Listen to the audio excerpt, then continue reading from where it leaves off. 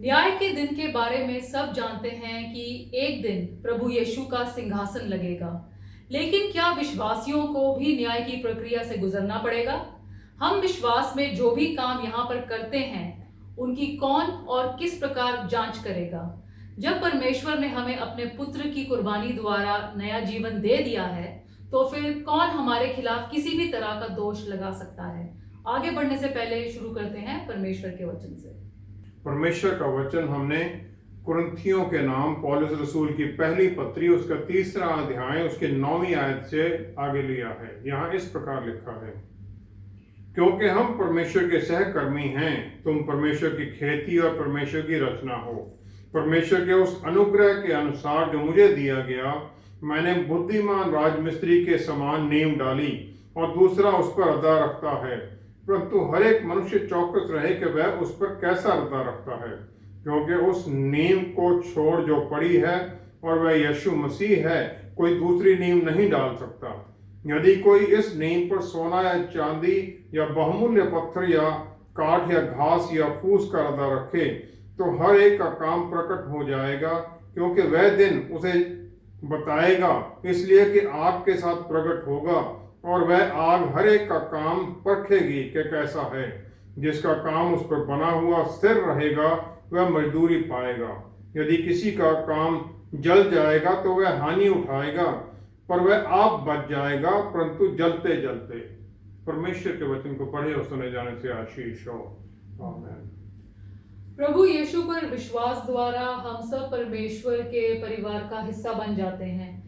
फिर स्वर्ग में जाने के लिए हमें आग में से जाने की जरूरत क्यों पड़ेगी? रोमियों का 8वां अध्याय उसकी 31 से 39 आयत तक वचन में ये बिल्कुल क्लियर एश्योरेंस हमें दी गई है कि हमें प्रभु यीशु के, परमेश्वर का प्यार जो प्रभु यीशु में है, उससे कुछ भी अलग नहीं कर सकता है। फिर 33वें आयत में पौलुस रसूल कहते हैं, कौन है जो परमेश्वर के चुने हुओं के ऊपर कोई दोष लगाएगा, क्योंकि परमेश्वर जस्टिफाई करते हैं। याकूब 2:17 में लिखा है, विश्वास कामों के बिना मुर्दा है। और यही टीचिंग है कि जो हम अच्छे काम करें वो दूसरों के ऊपर परमेश्वर का प्यार हमारे द्वारा जाहिर हो। यूहन्ना 4:14 में जो जल प्रभु यीशु हमें देते हैं, जीवन का जल, फिर वो हमारे भीतर सोते की तरह उमड़ पड़ता है, दूसरों की तरफ बहता है, ताकि उसके द्वारा हमारे काम जो होते हैं उनके द्वारा हम परमेश्वर को प्रसन्न करें और दूसरे लोगों को भी उससे बचाया जा सके, ताकि उसी कामों के द्वारा परमेश्वर का प्यार उन पर जाहिर हो। ये कि हमारे पापों के बावजूद परमेश्वर हमें क्षमा करने के लिए तैयार हैं। पहला कुरिन्थियों 3रा अध्याय 9 से 15 जो भी हमने पढ़ी थी। पौलुस रसूल फिर हमें जो हमारे काम है उनके टेस्ट के बारे में बताते हैं न्याय के दिन पर, और फिर वो 4 खास बातें यहाँ कहते हैं। पहला ये कि जो नींव है वो प्रभु यीशु हैं, उसके अलावा कोई और नींव नहीं हो सकती। दूसरा कि ये कि परमेश्वर का अनुग्रह है जिसके द्वारा हम काम करते हैं, हमारा अपना कोई बल नहीं है।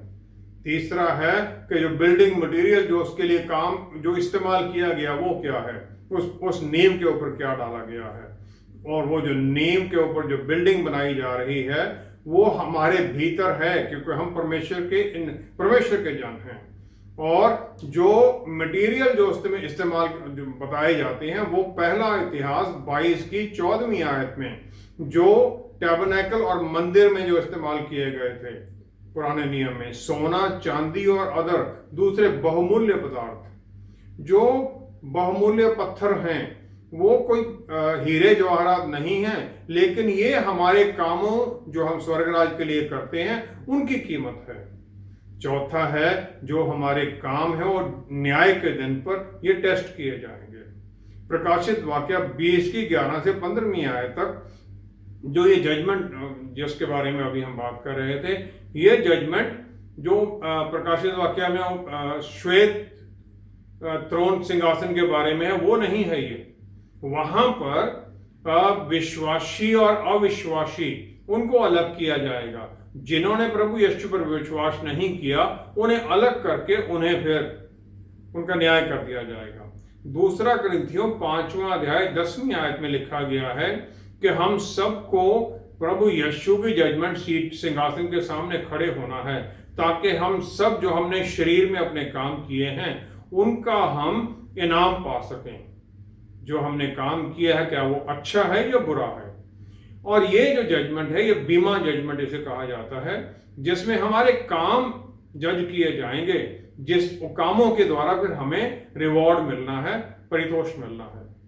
और ये जो इनाम है ये मुक्ति नहीं है, क्योंकि यूहन्ना 1:12 में पहले ही ये निश्चित कर दिया गया है कि जो भी प्रभु यीशु को रिसीव करेगा, जो उन पर विश्वास करेगा, वो परमेश्वर के बच्चे कहलाने का हक पा चुका है और फिर उस हक के अनुसार अपने पिता के घर में जाने का उसे हक मिल चुका है। जो ये न्याय है, ये जो हमने काम किए हैं स्वर्गराज के लिए, उनका न्याय है और जिसके रिजल्ट में फिर हमें एक मुकुट मिलना है, इनाम का मुकुट है। और कई लोग ये सोचते हैं कि उन्होंने बहुत बढ़िया बढ़िया काम किए हैं, लेकिन उस दिन न्याय के दिन हैरान रह जाएंगे। जो ये आग है, ये जो काम करने वाला उसे प्योरीफाई नहीं करती है, लेकिन उसके काम को जांचती है।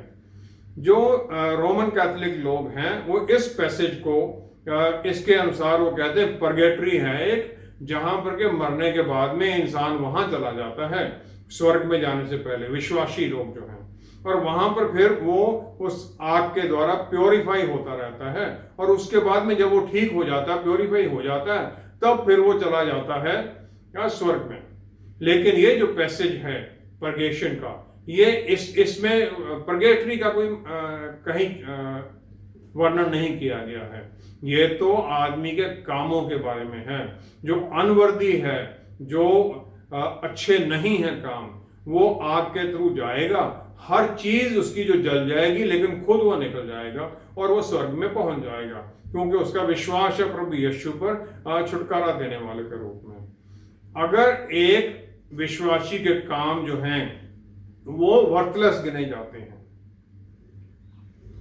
लेकिन उन्होंने प्रभु यीशु पर विश्वास किया है मुक्ति के लिए, तो फिर ये होगा जैसे उन्हें आग में से उन्हें निकाल लिया गया, बाकी सब कुछ जल गया, वो तो बच गए, लेकिन जितना उन्होंने सारी जीवन में काम किया था वो सब नष्ट हो गया।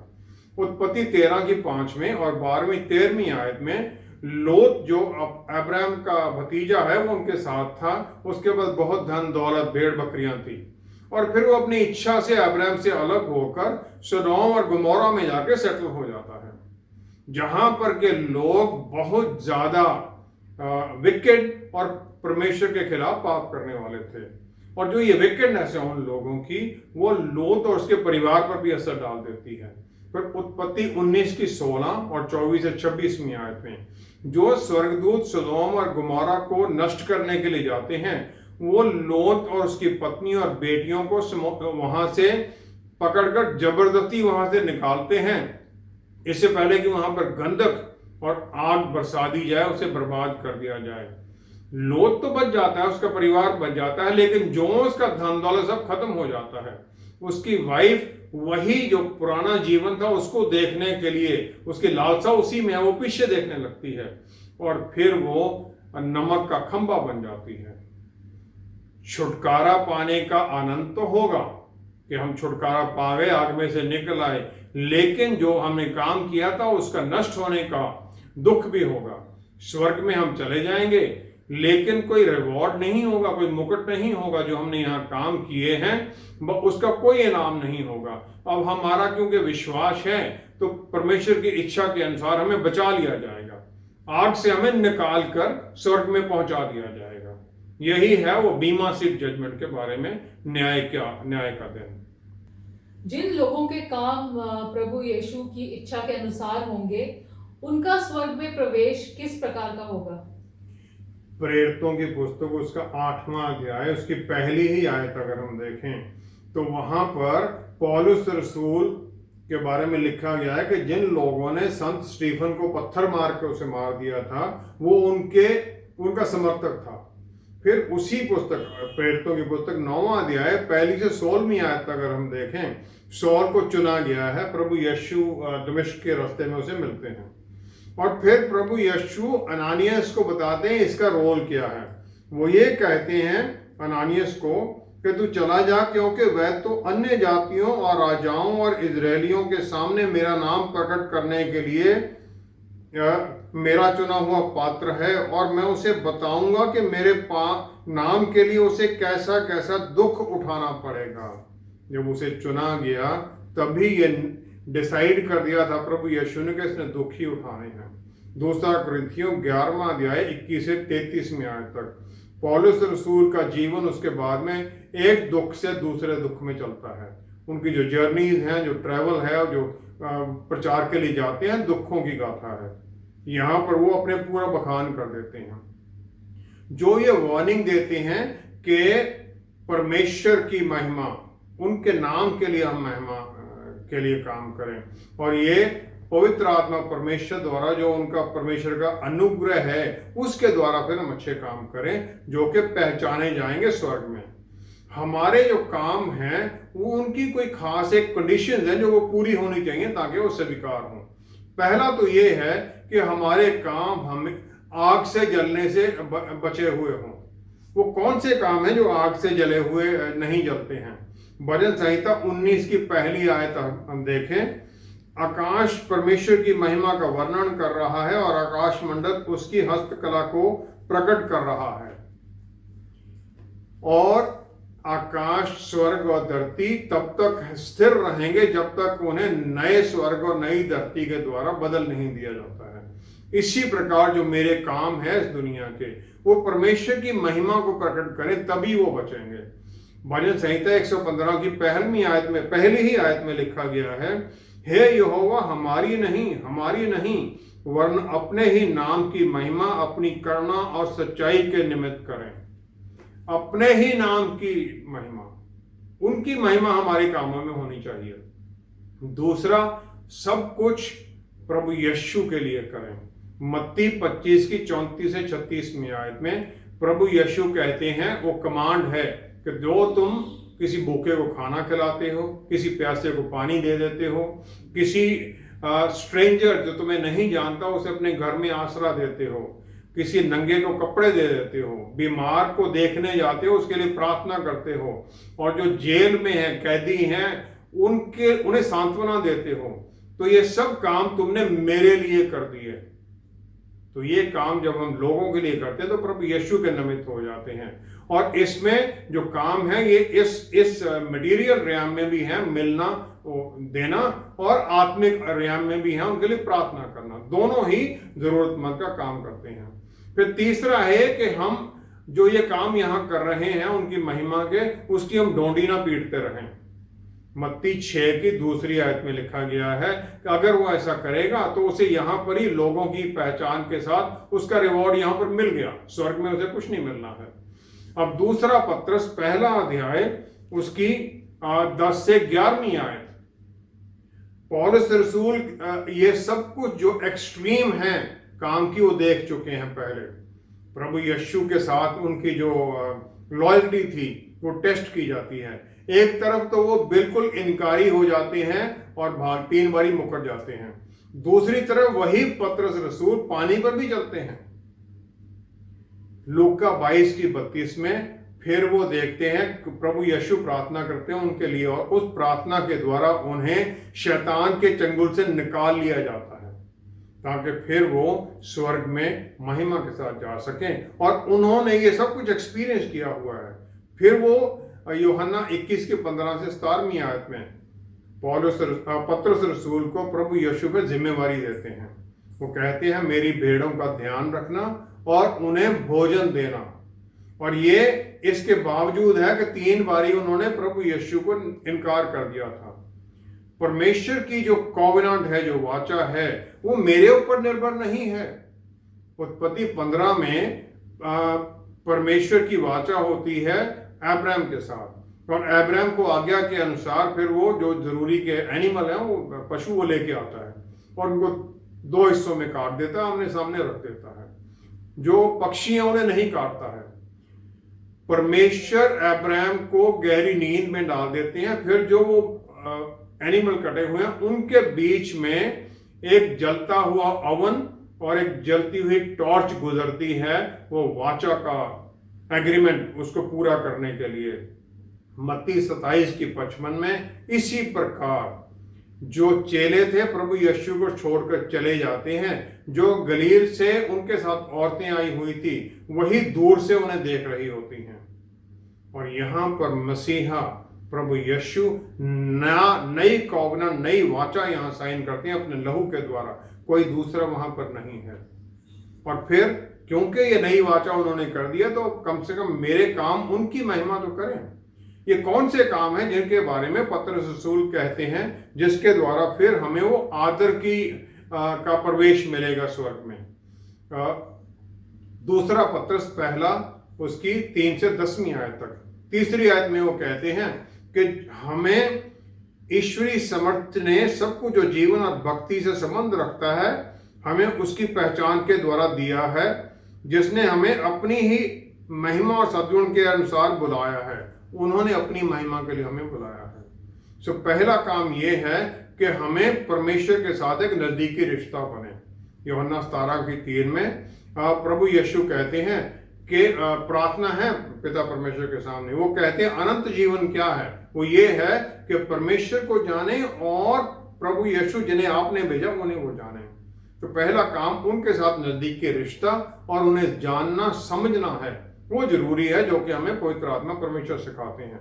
अब दूसरा क्या है, वो पतरस रसूल की दूसरी पत्री का पहला अध्याय उसकी 4थी आयत में है कि फिर हम वो स्वर्गीय नेचर के हिस्सेदार बन जाएं और फिर उसके द्वारा हम जो अद्भुत वायदे किए गए हैं वचन के अंदर, वचन में उनके ऊपर खड़े हो जाएं।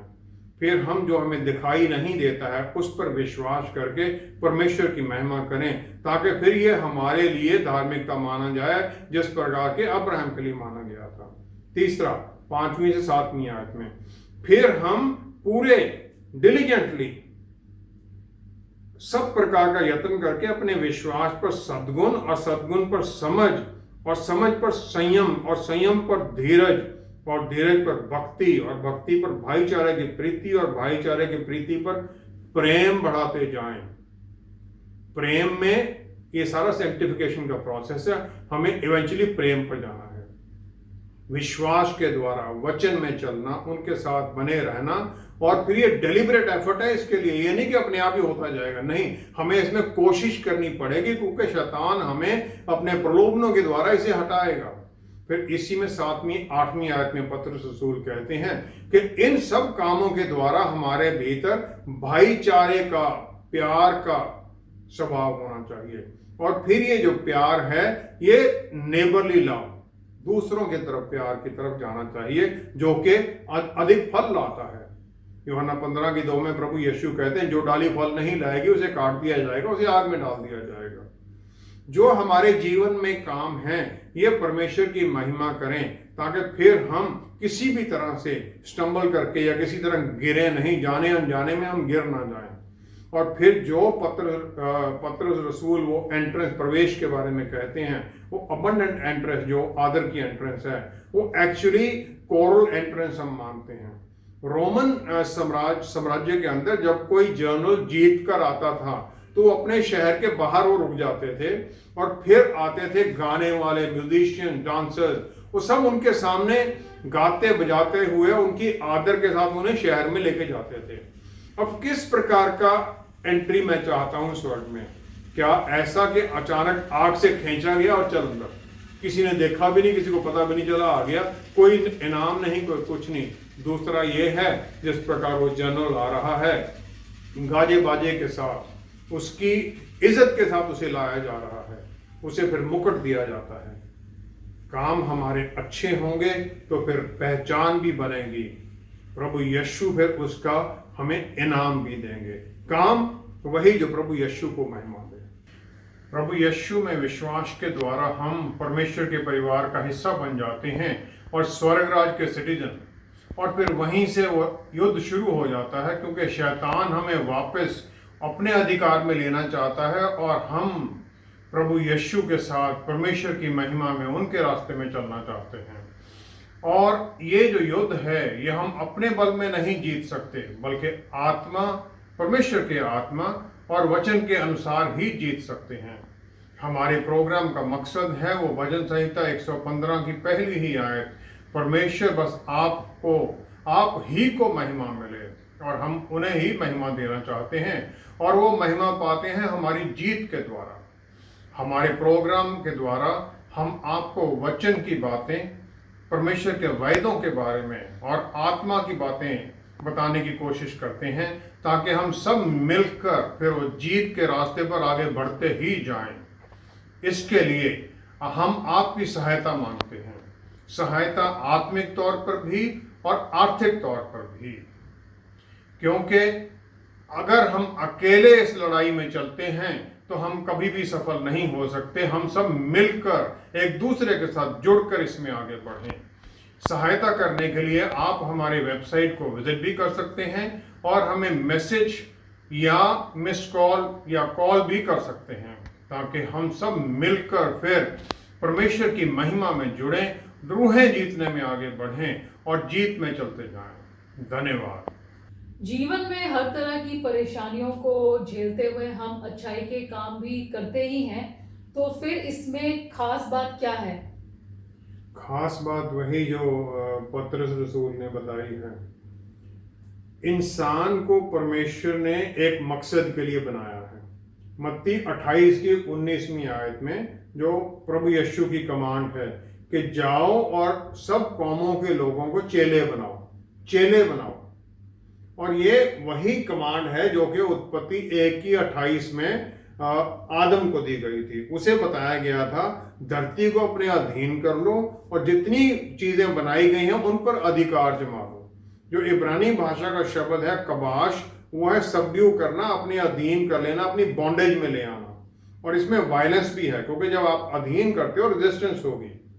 और इसी प्रकार राडा शब्द है, ये है दूसरे के ऊपर अधिकार जमाना, जीव जंतुओं पर अधिकार जमाने के बारे में। इसमें भी वायलेंस है। इसी प्रकार जो ग्रेट कमीशन है, जो ग्रीक भाषा का शब्द है, वो है पोरेयोमाई, जिसका मतलब है डेलिबरेट एफर्ट, एक निश्चित गंतव्य पर पहुंचने के लिए, डेस्टिनेशन पर पहुंचने के लिए। जो डिसाइपल बनाना है वो शब्द है मैथेटिस, मीनिंग कि एक मेंटल एफर्ट है जिसमें सोचना है कि किस प्रकार ये वचन सुनाया जाए, सच्चाई में बना रहे, और उसमें डेलिबरेट फॉलो थ्रू भी है। ये नहीं एक बार बता दिया फिर निकल लिया, नहीं, लगे रहना है। पौलुस रसूल मिलते हैं, दोबारा फिर जाते हैं, चिट्ठियां लिखते रहते हैं, उन्हें फॉलो थ्रू होना चाहिए।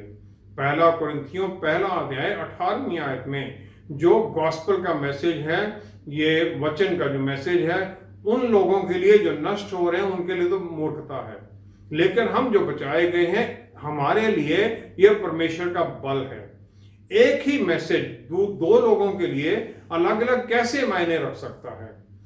अगर हम देखें तो परमेश्वर के वचन में 2 कुरिन्थियों 4 अध्याय 4 आयत में लिखा गया है, पौलुस रसूल कहते हैं इस युग का जो देवता है शैतान, उसने उन लोगों के मनों को अंधा कर दिया, आंखें नहीं मनों को अंधा कर दिया है, ताकि वो देखते हुए विश्वास नहीं कर सकते हैं, ताकि कहीं वचन की जो रोशनी है, जो प्रभु यीशु की महिमा की रोशनी है, वो उनके मन में ना कहीं चली जाए, परमेश्वर की इमेज जो है उनके ऊपर कहीं चमक ना उनके ऊपर आ जाए, वो उनके मनों को अंधा कर देता है। जो ये लड़ाई है हमारी विश्वासियों की, ये 2 तरह की है।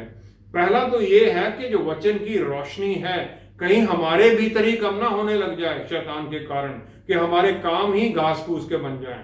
दूसरा ये है कि जो ये रोशनी है उस अंधेरे के पर्दे को फाड़ कर निकलनी चाहिए, ताकि जो नष्ट हो रहे हैं उनके मनों में पहुंचे।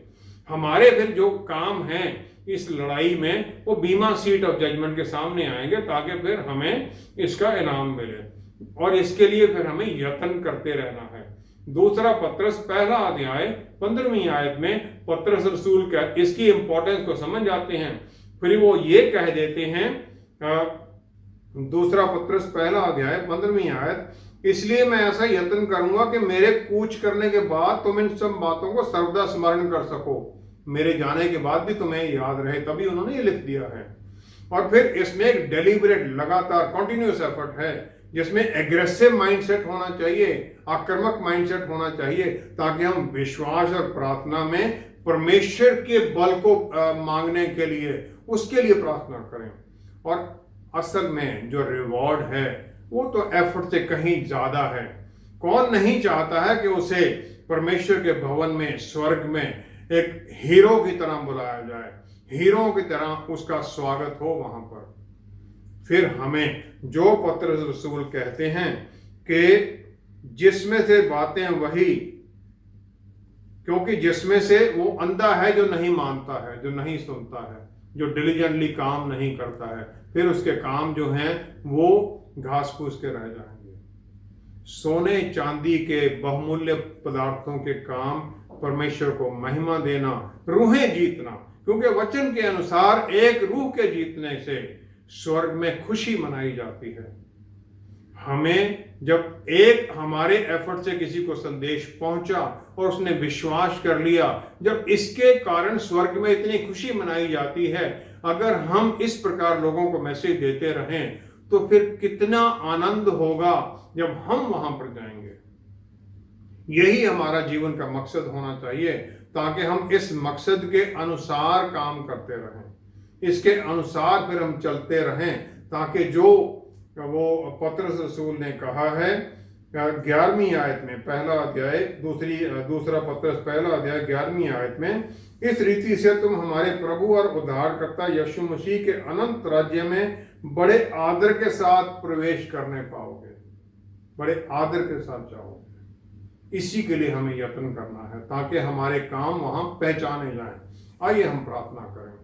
पिता परमेश्वर, हम धन्यवाद करते हैं कि पवित्र आत्मा परमेश्वर द्वारा आप हमें वचन के बारे में सिखाते हैं, आप बल देते हैं, हमें शक्ति देते हैं, आत्म संयम देते हैं, आत्मा के द्वारा प्यार सिखाते हैं, ताकि हम आपके प्यार का संदेश करें प्रभु, दूसरों तक पहुंचा सकें, ताकि हम उन लोगों को जो शैतान के शिकंजे में, अंधेरे में फंसे हुए हैं, उन्हें वचन की सच्चाई और वचन की रोशनी का आशीष भरा संदेश सुनाकर उन्हें शैतान के शिकंजे से निकलने में सहायता कर सकें।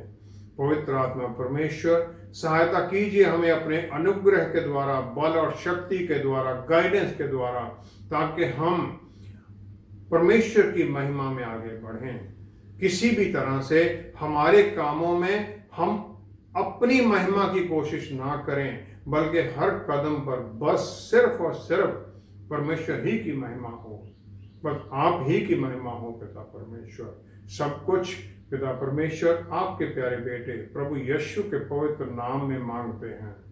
आमीन, आमीन, आमीन। पौलुस रसूल अपने मसीही जीवन के बारे में तिमोथी को कहते हैं कि मैंने अच्छी कुश्ती लड़ी है और अच्छी दौड़ पूरी की है और स्वर्ग में प्रभु यीशु से धार्मिकता का मुकुट पाने की इच्छा में हूँ।